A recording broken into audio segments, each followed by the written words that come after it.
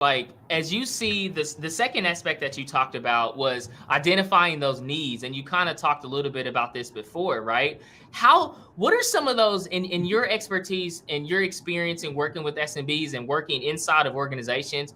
What are some of those critical like HR needs that you think most SMB businesses have and that are facing now? Yeah, I think there's so sometimes they're experiencing such a high level of growth that it's hard to keep up. And so I think a couple things happen that I've seen in the past. And one is that you're hiring so quickly and so fast that you're not going to always get it right, right?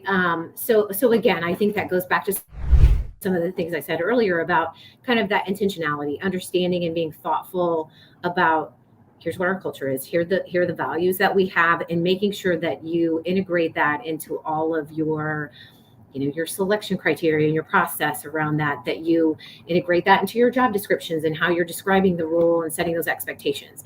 I think sometimes as we see organizations grow and continue to evolve, we see times where positions outgrow the people, right? And it happens. I Mm, mean, it's nothing against the person or the company. It just, the position outgrows the person, because I think a lot of times what you'll see happen is a smaller organization, you have people wearing multiple different hats, right? And as you grow as an organization, it's important to kind of think about how you continue to specialize and how people grow into those roles. And then I think that the rate at which things are changing, sometimes folks are comfortable with that and sometimes they're not. So you have to move through that process with people and determine, where I've worked with organizations. Maybe the person was like the one of the first 10 people hired, right? And so they're used to, remember back in the day when we used to do these things, but the culture has evolved and it's changed over time as the organization has grown. So helping to kind of navigate some of those things that happen just naturally can be really challenging. So you just have to keep those things in mind as you're growing and making sure you're watching out for all those pieces. yeah, I think I loved your point around like change. Like change is a constant in growing businesses, right? And for me, I think when SMB leaders, CEOs, owners, and founders of these businesses, there's always that reflection point. Like I've been a part of startups to scale ups to building companies and exiting them out, and that culture changes as you get to different stages of business. And Jill, I really Exactly. love your point where you talk about sometimes you outgrow the role, right? You outgrow. There's been plenty of Mm, times in my professional career, looking back on an experience that I had, I was at a software company, I was leading the finance organization, and I was really looking for more of that international exposure. I was looking for more of that international leadership. I wanted to dive out into bigger aspects. And I realized, and this was a tough conversation that I had with my manager at the time. He's still a great mentor of mine. Shout out to Chris Landis. You're still my guy. But I remember Jill having this conversation with him, and we had the conversation. He told me about, what the business could provide, what they could do. And at the end, Jill, we ultimately arrived at, Chris, man, this isn't the right opportunity for you. Like, you have way more right? ambitions. There's things in the business that we can't give you. Mhm.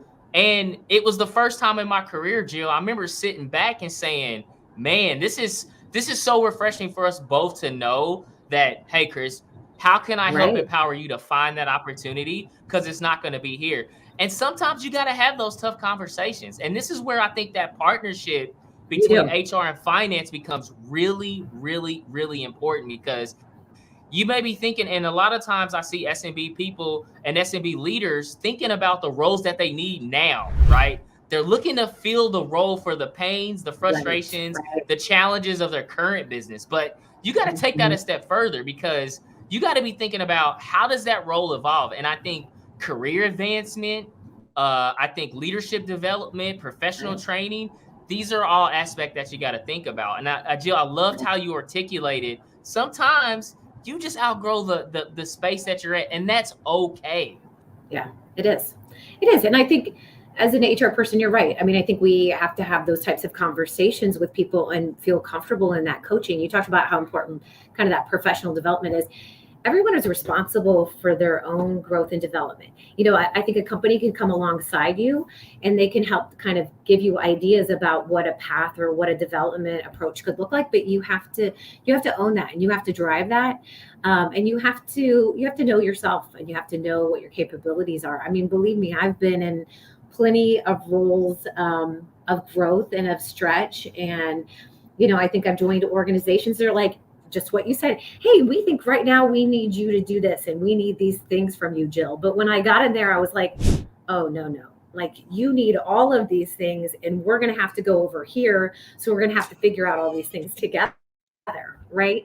And so kind of like that's cool. I'm like, yeah, I can do that. But we also need to do these other things too. And I think, I will say that, being in the HR space, that's a challenge, right? Because you're sometimes, expected to be a, tactical magician, right? And get all these things done in the background that people see, but then you're also expected to have this like amazing strategic mindset that can read what's happening in the future in a crystal ball, right? And so that could be really daunting and challenging. So and at least you have your finance partner that can kind of come in and at least give you some of those hey, here's my predictions, here's my models, here's what I think is going to happen, is where I think we're going to go. So at least you have some partnership in that, because I'm sure, Chris, you've probably had to pull out your crystal ball and figure out, hey, where are we going to be as an organization in 5-10 years from now, right? So.